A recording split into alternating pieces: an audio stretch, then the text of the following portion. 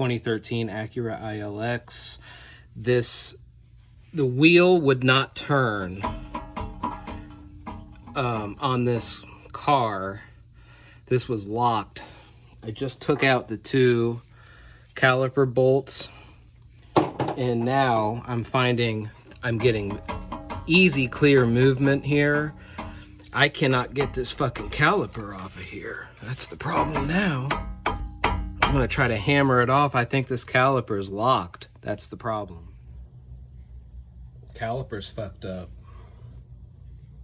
That bushing is completely broken. Basically, I mean, I need a new caliper. Here's the replacement caliper.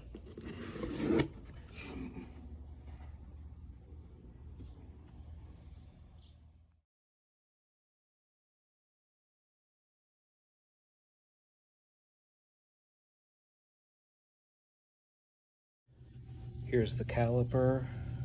It's got the new banjo bolt, 2 crush washers. Here's the new pads.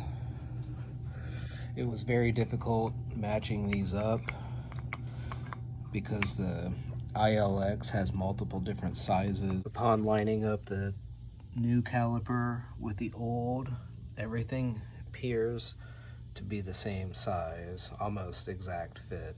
I don't know, we'll see. Next step was disconnecting the brake line from the old caliper and connecting it here onto the new caliper with the new bolt and the 2 crush washers. Here's where it gets a little shady.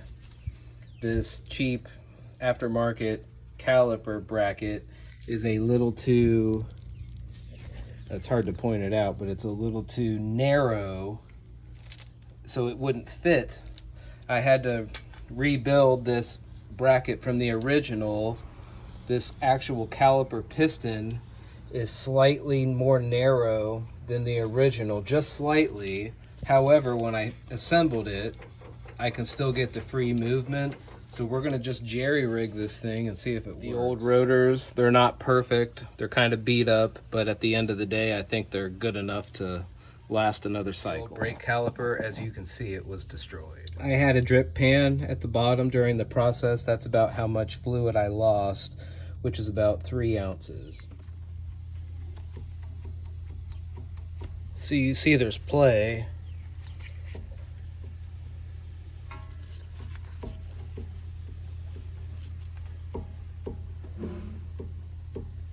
Everything's torqued down.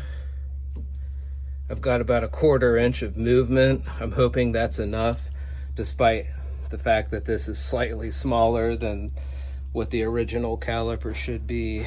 Please, Ralph Lehman, help me. Brakes. Pump these down a couple times. Feed the brake line, take the rubber cap off, loosen up this,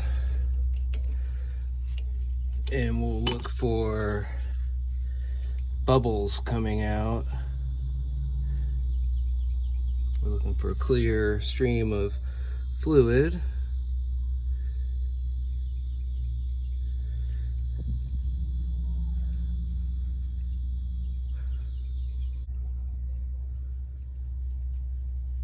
Really hard to capture it on video, but basically you want to have nothing but clear fluid coming out of there, and you see there's bubbles coming out. You want to get all those bubbles out. Now that it's clear, we can close it. Do it a couple times until it's all a clear stream, then you're done with the caliper replacement and brake pads. The wheel moves nice and easy. I'm crossing my fingers that this is going to work even with a smaller caliper. The bracket, I kept the original. I'm going to move to the other side and then we'll see how it goes. Driver's side, just about the same amount of play, maybe a little more since this is the original. If anything, the passenger side, on the other side, those brakes might wear out faster since that caliper is technically a little bit smaller, but this is saving me like $500 by just using the slightly off-sized one. We'll see how it goes.